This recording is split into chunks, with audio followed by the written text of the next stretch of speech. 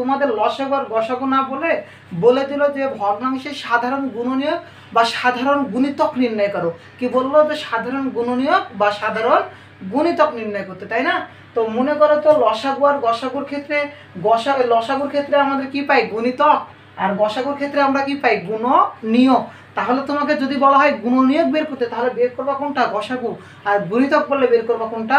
লসাগু। ওকে, তাহলে দেখো তো ভগ্নাংশের লসাগু, ভগ্নাংশের লসাগু সমান কি লিখতে পারবা বলো তো? লবের লসাগু। ওকে, লবের লসাগু। তাহলে ভগ্নাংশের লসাগু বের করার সময় ভগ্নাংশের লবের লসাগু ভাগ হচ্ছে ভগ্নাংশের হরের গসাগু। ওকে, বুঝতে পারছো? ভগ্নাংশের লবের কি হবে? লসাগু, এবং ভগ্নাংশের হরের কি হবে? গসাগু। এরপরে ভগ্নাংশের গসাগু সমান কি লিখতে পারবা? ভগ্নাংশের গসাগু সমান লিখতে পারবা যে ভগ্নাংশের লবের গসাগু আর হরের লসাগু। ওকে, বুঝতে পারছো কিনা বলো তো? কথাটা বুঝতে পারছো কিনা? এই তিনটে সূত্র তোমাদের অধ্যায়ে অর্থাৎ 1.5 অনুশীলনীতে এই তিনটে সূত্র কাজে লাগবে। ওকে, ভগ্নাংশের গুণফল বের করতে বললে কি করবা? ভগ্নাংশের গুণফল বের করতে বললে ভগ্নাংশের লবের গুণফল ভাগ হচ্ছে ভগ্নাংশের হরের গুণফল।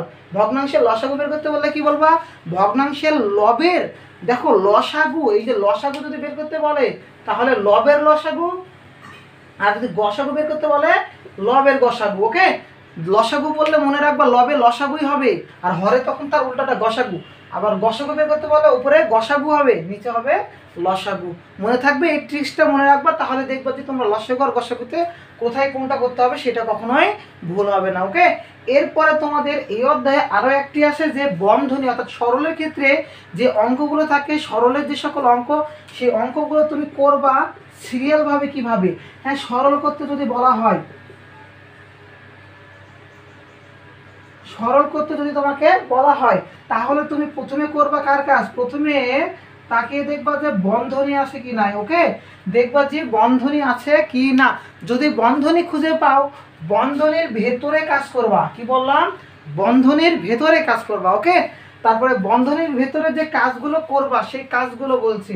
বন্ধনীর ভেতরে যদি খুঁজে পাও প্রথমে এর, তাহলে আগে এর কাজ করবা। কার বললাম? এর। তারপরে বন্ধনীর ভেতরে যদি তুমি পাও ভাগ, তবে কার কাজ করবা? ভাগের কাজ করবা। তারপরে বন্ধনীর ভেতরে যদি খুঁজে পাও গুণ, তারপরে কি করবা? গুণের কাজ করবা। ওকে, তারপরে তুমি করবা যোগ বিয়োগের। মনে থাকবে? এই হলো তোমার সরলের নিয়ম। কি বললাম? প্রথমে কার কাজ করবা? বন্ধনী।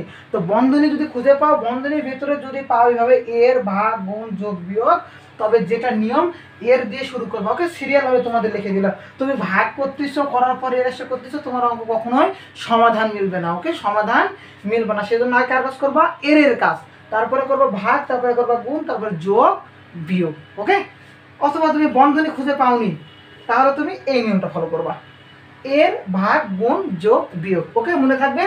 তাহলে দেখো তো এই হলো তোমাদের এই 1.5-এর যে সকল অঙ্কগুলো রয়েছে, সব অঙ্কগুলো তুমি এইটুকু নিয়ম মনে রাখলে পারবা। হ্যাঁ, এই সূত্র আর এই নিয়মটা।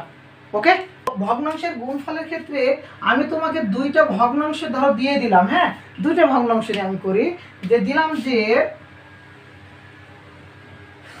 3 দেখো তো 1/2, আর একটা দিলাম 5/2/5, 5/2/5।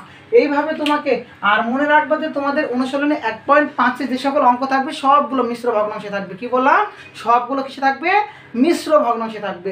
এবং এই মিশ্র ভগ্নাংশকে তোমাকে আগে ভগ্নাংশে রূপান্তরিত করতে হবে, অর্থাৎ একটা সরল ভগ্নাংশে দেখো তো রূপান্তর করবো।